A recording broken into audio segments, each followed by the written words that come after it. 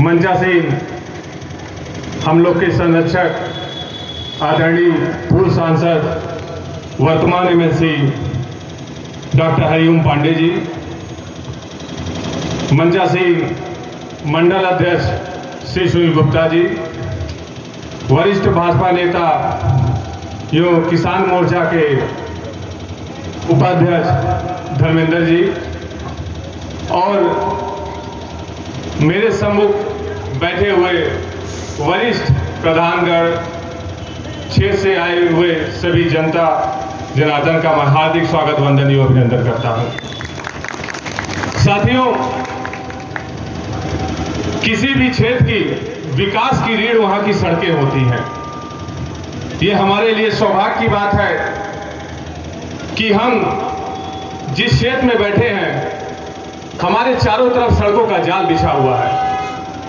इसके लिए हम पूर्व सांसद जी का आभार प्रकट करते हैं, क्योंकि आप द्वारा दी गई जो कार्य योजनाएं थी वही आज यहाँ सड़कों के रूप में उतर कर आई है। और आज हमारे देश के यशस्वी प्रधानमंत्री के द्वारा इन सड़कों का उद्घाटन हुआ है।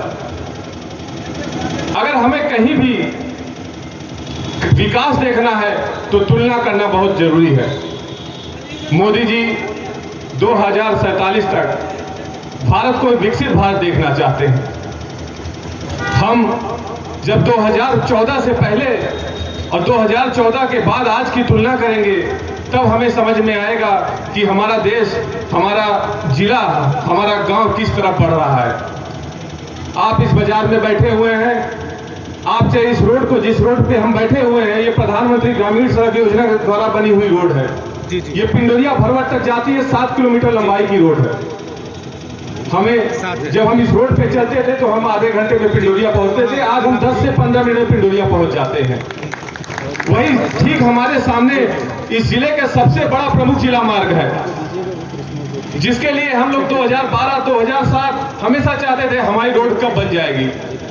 लोग हमारे घर पे नात मात रिश्तेदार आते थे, कहते थे भैया अपन घर का रोडवा क्या बनवाई बाजो। अब हम उनको कुछ जवाब नहीं दे पाते थे, क्योंकि ये हमारे हाथ में नहीं होता था, ये हमारी सरकारों के हाथ में था।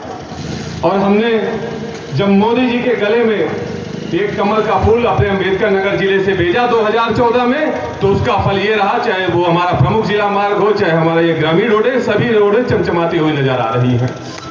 और मोदी जी ने इसी दृढ़ इच्छा शक्ति के साथ 2047 क्यों चुना? 1947 में हमारा देश आजाद हुआ। 100 सालों में जब हम 100 साल आजादी के हो जाएं, तब हम विकसित देश के रूप में देखे जाएं। आज से पहले जब भारत की तुलना होती थी तो लोग सोचते थे ये गरीब देश है, लोग हमारे देश को गरीब बताते थे। अभी हमारे देश में एक बहुत बड़े उद्योगपति के घर शादी थी, आपने देखा विदेशी लोग आ रहे थे, जो लोग आए थे वही लोग यहाँ को गरीब बताते थे। तो ऐसे विकसित भारत का, और विकसित भारत कब होगा? जब हमारी मूलभूत सुविधाएं पूरी होंगी। रोटी, कपड़ा, मकान, सड़क, शिक्षा, दवा, अगर ये सब नहीं रहेगा तो हम विकसित नहीं रहेंगे। और आज हमारी सरकार चाहे आयुष्मान के माध्यम से दवा कराने का काम कर रही हो, चाहे घर घर अन्न देने का काम कर रही हो, चाहे जल कल के नाते जल पहुंचाने का काम कर रही हो, ये सब एक एक रीढ़ की हड्डी है। इसी से हमारा देश मजबूत होगा। जब ये मूलभूत सुविधाएं हमें मिलेंगी तो निश्चित हमारे आने वाली पीढ़ी, हमारे बच्चे पढ़े लिखे होंगे और ये हमारे जो विकसित भारत है उसमें अपना अमूल्य योगदान करेंगे। एक बार पुनः मैं माननीय प्रधानमंत्री जी का, हमारे देश के, हमारे उत्तर प्रदेश के यशस्वी मुख्यमंत्री जी का, विधान परिषद सदस्य और पूर्व सांसद जी का, जो यहाँ पे उपस्थित सभी जनसमूह का मैं अपने तरफ से, अपने ब्लॉक की तरफ से बहुत बहुत धन्यवाद देता हूँ। बहुत बहुत धन्यवाद। अच्छा, ठीक ठीक। हाँ भाई, आपने माननीय ब्लॉक प्रमुख जी के भाषण को सुना। बहुत संक्षिप्त भाषण में आपने हर चीज़ पर निगाह डाल दिया। ये तो यही है दूरदृष्टि, कर्मठता। आपने हर दृश्य में नजर फैला करके देखा है। अब आप इनकी बात कहने की क्या बात, आप देख भी रहे हैं जैसा कार्य कर रहे हैं। हमारे बीच में बैठे हैं हमारे राजेश तिवारी जी, पत्रकार रोहित पाठक का मैं घोर अभिनंदन करता हूँ।